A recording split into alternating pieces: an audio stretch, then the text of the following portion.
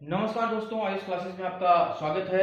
और अगर आपको मेरा चैनल अच्छा लग रहा है तो इसे लाइक कीजिए, सब्सक्राइब कीजिए और मेरा मोरल बढ़ाते रहिए। मैं कॉन्स्टिट्यूशन के सारे टॉपिक लेके आता रहूंगा।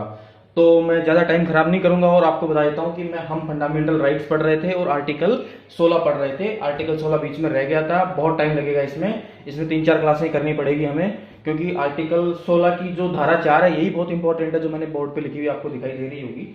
तो सबसे पहले मैं आर्टिकल 16 जो हम पढ़ रहे थे उसकी जो धारा 1, 2, 3 है वो मैं आपको फिर से एक बार याद दिला देता हूँ कि सभी व्यक्तियों को रोजगार प्राप्त करने का समान अवसर प्राप्त होगा। उसके बाद इसकी धारा नंबर 2 में लिखा हुआ है, राज्य किसी भी व्यक्ति के साथ धर्म, मूल, वंश, जाति, लिंग, उद्भव व जन्म स्थान के आधार पर उद्भव जन्म स्थान व निवास स्थान के आधार पर भेदभाव नहीं किया जा सकता। और धारा नंबर 3 में लिखा हुआ है, संसद कानून बनाकर निवास स्थान के आधार पर लोक नियोजन में प्राथमिकता दे सकती है, जिसके मैंने 3-4 आपको एग्जांपल्स भी बताए थे। उसमें मैंने बताया था कि अनुच्छेद 16(3) के आधार पर ही 98 अमेंडमेंट जो किया गया उसमें कर्नाटक हैदराबाद राज्य क्षेत्र के लिए विशेष प्रावधान किए गए और उसमें 371 जोड़ा गया। और इसके बाद कुछ और बातें हैं जो 16(4) में लिखी हुई है। एससी व एसटी को आरक्षण दिया गया, जिसके बारे में तो हम लगातार पढ़ते ही जा रहे हैं। इसमें बहुत सारे कॉन्सेप्ट्स भी हैं, बहुत सारे फैक्ट्स भी हैं। मेन तो ज्यादा फैक्ट्स हैं जो आपको याद रखने हैं। इसमें पहला फैक्ट तो यह है कि संविधान लागू होने के साथ ही एससी व एसटी को आरक्षण प्राप्त है। जो ये डाउट बिल्कुल निकाल देना चाहिए कि 10 साल तक ये आरक्षण दिया गया था सरकारी नौकरियों में। ये चीज जरूर याद रखें, सरकारी नौकरियों में जो आरक्षण दिया गया है ये संविधान स्टार्ट होने के साथ ही हमें प्राप्त है। ठीक है, उसके बाद आते हैं हम अनुच्छेद 340 के बारे में। मैंने आपको बताया था कि इसको लिंक करके देखते हैं हम। 16(4) को हम अनुच्छेद 340 से लिंक करते हैं। इसमें यह उल्लेखित किया गया है कि सामाजिक व शैक्षणिक पिछड़ेपन का अध्ययन करने के लिए राष्ट्रपति एक आयोग का गठन कर सकता है। और उसी आयोग का गठन जो कर सकता है 340, उसी के आधार पर 1953 में काका कालेलकर की अध्यक्षता में एक आयोग का गठन किया गया। उन्होंने अध्ययन किया एससी व एसटी कौन होंगे, उसमें कौन सी जातियां होंगी और कितना आरक्षण उनको दिया जाएगा, ये सब उसमें लिखा गया है। उसके बाद इसी कमेटी ने ओबीसी आरक्षण की अनुशंसा कर दी थी, जो कि बाद में जाके ओबीसी को आरक्षण प्राप्त भी हुआ। उसमें बहुत सारे क्लोज लगे, मामला न्यायालय में भी गया, जो हम आज अध्ययन करेंगे कि मामला न्यायालय में जाने के बाद उसमें क्या हुआ। ठीक है दोस्तों, उसके बाद हम आते हैं 1978 में। 1978 में पिछड़े वर्गों के अध्ययन के लिए, स्पेशली ओबीसी के लिए एक आयोग का गठन किया गया। बीपी मंडल साहब को उसका अध्यक्ष बनाया गया। उन्होंने पाया कि इस देश में जो अदर बैकवर्ड कास्ट है उसमें भी 27% रिजर्वेशन की आवश्यकता है। उन्होंने अपनी रिपोर्ट 1980 में सबमिट करी, लेकिन इस फैसले जो इनकी रिपोर्ट थी उसको इंप्लीमेंट किया गया 1990 में, जब वीपी सिंह की सरकार थी और वीपी सिंह ने इसको इंप्लीमेंट किया और ओबीसी को 27% आरक्षण दे दिया। चूंकि इम्बैलेंस हो गया और जो आंदोलन ओबीसी वाले कर रहे थे अब जनरल वाले करने लग गए, तो पीवी नरसिंह राव सरकार ने इसको बैलेंस करने के लिए सामान्य वर्ग को भी आरक्षण दे दिया। आरक्षण दिया जा चुका है दोनों को। ठीक है दोस्तों, उस समय तक आरक्षण दोनों के पास है। अब इसको कोर्ट में चैलेंज किया गया। अब जब इसको कोर्ट में चैलेंज किया गया तो इसके ऊपर हम आ जाते हैं। जैसे ही इसको कोर्ट में चैलेंज किया गया, कोर्ट में चैलेंज करने के बाद कोर्ट ने पूछा कि भाई आपने सरकार को पूछा कि आपने भाई किस आधार के ऊपर आरक्षण दिया। तो इनका आरक्षण इसलिए सही ठहरा दिया गया ओबीसी का कि ओबीसी का जो आरक्षण था इसके ऊपर बीपी मंडल साहब ने अध्ययन कर रखा था और सरकार ने तुरंत डाटा सौंप दिया कि इसमें ये लोग हैं और इतने हमारे देश में जातियां हैं, इतने ये हैं और इसको इस हिसाब से हम 27% आरक्षण दे सकते हैं। और इन्होंने कोर्ट को कन्विंस कर दिया और कोर्ट कन्विंस हो भी गया। कोर्ट ने बोला कि ओबीसी का जो आरक्षण है बिल्कुल कॉन्स्टिट्यूशनल है। और इंदिरा साहनी बनाम भारत संघ, जो मैं कल ही आपको बता चुका हूं कि इंदिरा साहनी बनाम भारत संघ में ही यह फैसला दिया गया, क्योंकि इसमें बहुत सारी याचिकाएं लगी और कोर्ट ने सबसे पहले तो याचिकाओं को इकट्ठा किया। 1990 और 1991 में आरक्षण की कहानी हुई थी। तो जैसे ही बहुत सारे इससे रिलेटेड जो भी याचिकाएं आती गई सबको कमांड किया गया और मेन मुद्दा था इंदिरा साहनी, जो मतलब लीडिंग रोल था वहां पर। और इंदिरा साहनी ने इस केस को लड़ा 1992 में। अगर आरक्षण की बात होती है और इंदिरा साहनी का नाम ना है, ये हो नहीं सकता। ठीक है, तो इंदिरा साहनी ने केस लड़ा, उसमें 5 प्रमुख फैसले आए। पहला, कोर्ट ने बोला ओबीसी रिजर्वेशन कॉन्स्टिट्यूशनल है। क्यों कॉन्स्टिट्यूशनल है?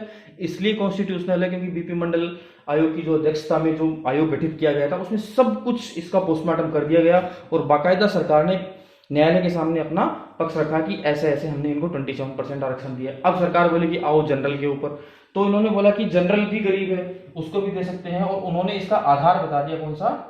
आर्थिक।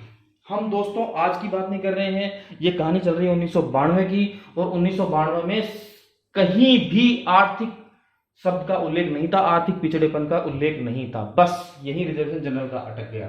इसी बात पर कोर्ट ने बोला कि ये असंवैधानिक घोषित किया जाता है, क्योंकि संविधान में आर्थिक पिछड़ेपन के आधार पर आरक्षण का उल्लेख कहीं भी नहीं है। क्योंकि हमारे यहाँ देश में जो आरक्षण दिया गया है वो केवल सामाजिक और शैक्षणिक रूप से पिछड़े हुए लोगों को दिया गया है, ना कि आर्थिक रूप से पिछड़े हुए लोगों को। क्योंकि समस्या दूसरी प्रकार की है, मतलब समाज में लोगों को प्रॉपर जगह नहीं मिल रही है, प्रॉपर वो स्थान नहीं मिल पा रहा है, जिसकी वजह से आरक्षण का कॉन्सेप्ट लाया गया है। ठीक है, तो इसलिए जनरल के रिजर्वेशन को कोर्ट ने बिल्कुल खारिज कर दिया, बोला कि जनरल का रिजर्वेशन बिल्कुल अनकॉन्स्टिट्यूशनल है।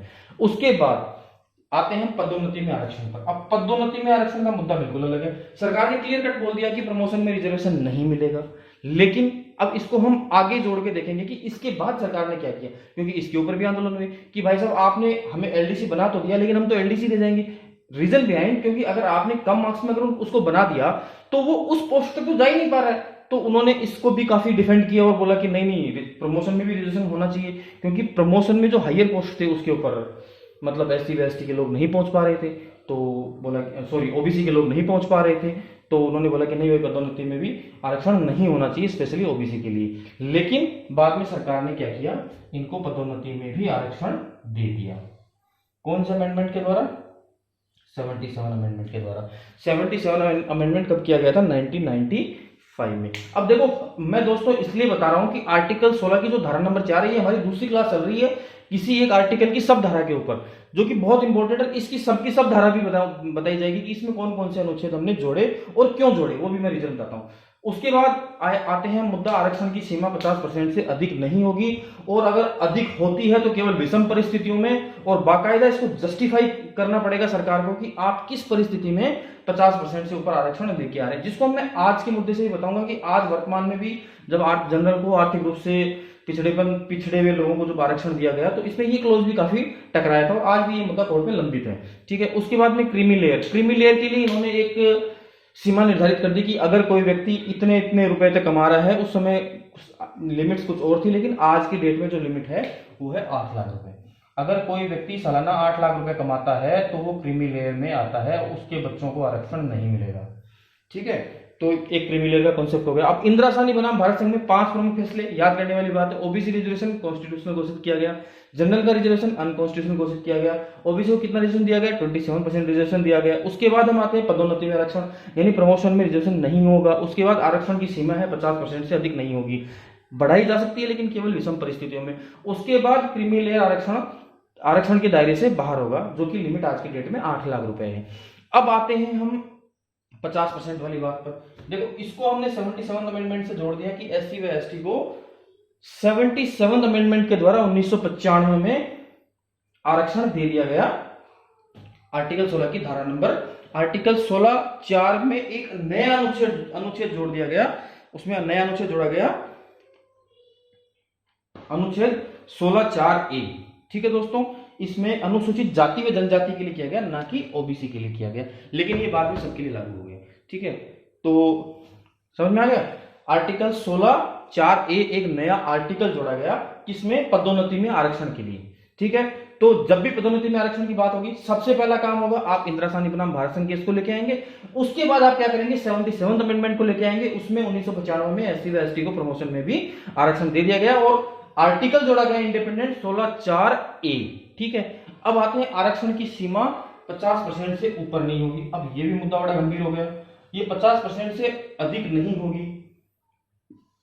ठीक है, लेकिन कुछ राज्य ऐसे थे जिन्होंने तो 69% तक पहुंच गए थे। कौन सा राज्य था वो राज्य था दोस्तों तमिलनाडु।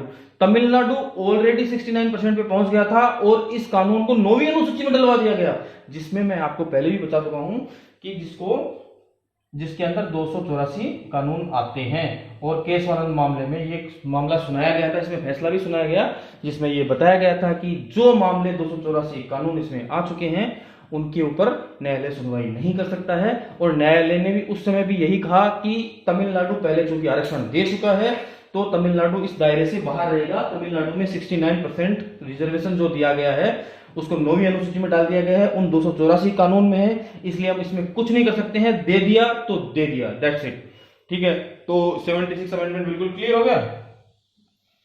और उसके बाद मुद्दा आता है क्रीमी लेयर।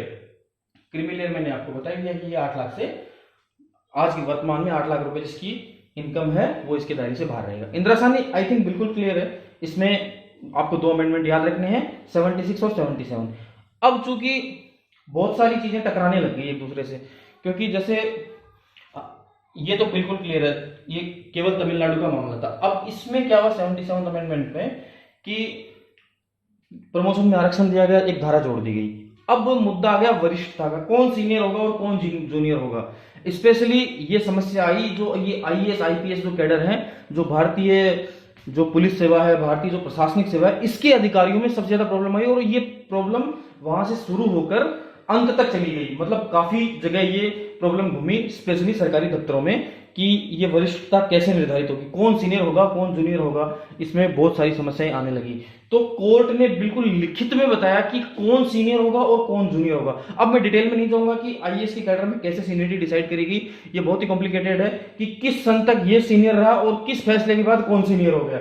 मतलब एससी का ये जो बंदा आज भर्ती हुआ था, ये आज अगर एसपी बन रहा है या आईएएस बन रहा है, आज इसकी सीनियरिटी है मेरे से जूनियर। अगर मैं एसपी हूं ऑलरेडी हूं तो मेरे से जूनियर है। लेकिन अगर वो उस कैडर में 2 साल रहता है, अगर ये बंदा 3 साल रहता है, और अगर वो बंदा पहले उससे एसपी से पहले जब प्रमोशन लेता है, अगर वो उससे आगे वाले प्रमोशन में जाता है, तो उसकी सीनियरिटी उससे आगे होगी या उससे पीछे होगी। ये एक गंभीर मुद्दा बन गया। तो इसके बाद कोर्ट में बहुत सारी याचिकाएं गई और कोर्ट ने बाकायदा वरिष्ठता को परिभाषित किया कि किस केस में कौन सीनियर होगा।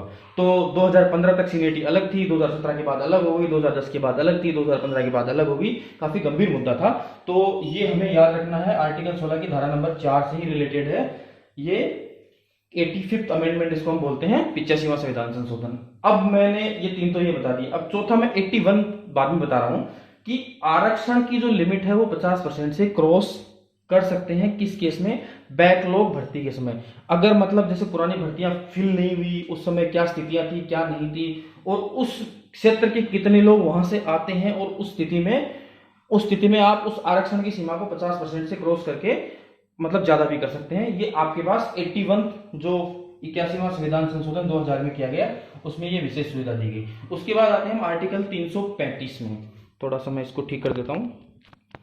आर्टिकल 335 में साफ साफ लिखा गया है कि आरक्षण आप बेशक दे दो, कोई प्रॉब्लम नहीं है, लेकिन आरक्षण देते समय प्रशासनिक कुशलता को भी ध्यान में रखा जाए। अब समस्या ये क्रिएट हो गई कि एक जनरल सी बात है कि अगर एक व्यक्ति को आप आरक्षण दे रहे हो और आरक्षण देने के बाद आप ये भी बोल रहे हो कि प्रशासनिक कुशलता को भी ध्यान में रखा जाए, दोनों कॉन्ट्राडिक्टरी हैं, दोनों चीजें नहीं हो सकती। आप किसी व्यक्ति को अगर जैसे 100 में से 80 नंबर ला रहा है, एक बंदा 100 में से 85 नंबर लेके आ रहा है या 90 नंबर लेके आ रहा है, तो जनरल सी बात है कि जो 90 नंबर लेके आएगा उसकी प्रशासनिक कुशलता ज्यादा होगी, क्योंकि उसने ज्यादा चीजों को, ज्यादा प्रोस्पेक्टस उसका वाइड है, उसका सोचने का तरीका अलग है। तो अब उस केस में वापस बराबर कैसे किया जाए? तो उस केस में वापस बराबर करने के लिए सरकार ने फिर से एक नया अमेंडमेंट किया, 82 अमेंडमेंट। ठीक है दोस्तों, 82 अमेंडमेंट में एकदम बिल्कुल क्लियर कहा गया कि एससी व एसटी को अर्हता अंकों में छूट दी जाएगी। क्योंकि छूट तो देनी पड़ेगी, क्योंकि छूट अगर नहीं दोगे तो वो बंदे प्रशासनिक कुशलता है या नहीं ये तो बाद की बात है, लेकिन वो उसमें क्वालिफाई नहीं कर पाएंगे। अगर क्वालिफाई नहीं करेंगे तो उस क्षेत्र में जा नहीं पाएंगे, अगर जाएंगे नहीं वो उस क्षेत्र में तो उन्हें पता कैसे चलेगा। तो ये हमारा 82 अमेंडमेंट हो गया। अभी हमारे कितने अमेंडमेंट हो गए? हमारे टोटल हो गए 5 अमेंडमेंट, जो किससे जुड़े हुए हैं? आर्टिकल 16 की धारा नंबर 4 से जुड़े हुए हैं। आर्टिकल 16 की धारा नंबर 4 क्या है? एससी व एसटी को जो आरक्षण दिया गया है अपर्याप्त प्रतिनिधित्व के आधार पर, उससे जुड़ा हुआ है। तो मैं एक बार फिर से रिपीट कर देता हूं, इंदिरा साहनी को हमने एकदम अच्छे से पढ़ लिया है। 76 अमेंडमेंट 1995 में किया गया। तमिलनाडु सरकार ने जो 69% आरक्षण दिया है उसको 9वीं अनुसूची में डाल दिया गया, न्यायालय इसको नहीं छेड़ेगा। एक क्लियर। उसके बाद 77 अमेंडमेंट 1995, एससी व एसटी को प्रमोशन में आरक्षण दिया जाएगा, नया आर्टिकल जोड़ दिया गया 16(4)(a). उसके बाद आते हैं 81 अमेंडमेंट में, इसमें आरक्षण की सीमा 50% से क्रॉस कर सकते हैं अगर पुरानी बैकलॉग भर्तियां बची हुई है तो उनको उसमें जोड़कर, या बैकलॉग जब आप भर्ती कर रहे हो तो उसमें आप कर सकते हैं। उसके बाद आते हैं आप 82 अमेंडमेंट पर। इसमें बिल्कुल साफ साफ लिखा गया है कि आपको अर्हता अंक यानी क्वालिफाई जो नंबर्स हैं उसमें भी आपको छूट दी जाएगी। किसको? एससी व एसटी को भी छूट दी जाएगी। और उसके बाद आता हूं 85th अमेंडमेंट पर। इसमें वरिष्ठता शब्द का उल्लेख किया गया। 76, 77, 81, 82 और 85। ठीक है दोस्तों, अब नई कहानी सुनो आप। नई कहानी यह है कि एम नागराजन का नाम सुना होगा आपने। इसने ये सारे के सारे अमेंडमेंट कोर्ट में चैलेंज कर दिए, ये 500 के 500। दुखी कर दिया इसने वापस से। अब इतनी सारी मेहनत हुई, 1995 से लेकर 2002 तक की कहानी है, ये सारे अमेंडमेंट हुए। अब इसने बोला कि 1 बाय 1 आओ, आपने कैसे कैसे ये आरक्षण दे दिया, आप कैसे कर सकते हो ये, क्योंकि ये संविधान की मूल भावना के खिलाफ है। जिसको हम कब पढ़ेंगे, अगली क्लास के अंदर पढ़ेंगे, वीडियो लंबा हो रहा है तो चीजें याद रखना। 76, 77, 81, 82, 85, ठीक है। 76 में तमिलनाडु, 77 में SC/ST प्रमोशन, 81 में 50% आरक्षण बैकलॉग भर्ती के समय, आर्टिकल 16(4)B, 82 में SC व ST को अर्हता अंकों में छूट और 85 में वरिष्ठता का उल्लेख। ठीक है दोस्तों, तो आप मुझे बताते रहिए आपको मेरा वीडियो कैसा लगा। अगर आपको मेरा वीडियो अच्छा लगा तो आप इसे जरूर लाइक करें, सब्सक्राइब करें। मोरल अप होगा, बिल्कुल नहीं छोड़ूंगा दोस्तों, बिल्कुल पोस्टमार्टम करेंगे भारतीय संविधान का, बिल्कुल एकदम एक एक चीज, एक एक आर्टिकल एकदम पूरा कंप्लीट रूप से आपको बताया जाएगा। जितने अमेंडमेंट इसमें इफेक्टिव हो रहे हैं सब कुछ आपको बताया जाएगा। ठीक है दोस्तों, तो मेरी क्लास अगर आपको अच्छी लग रही है तो आप इसे लाइक करें, सब्सक्राइब करें। जय हिंद, जय भारत।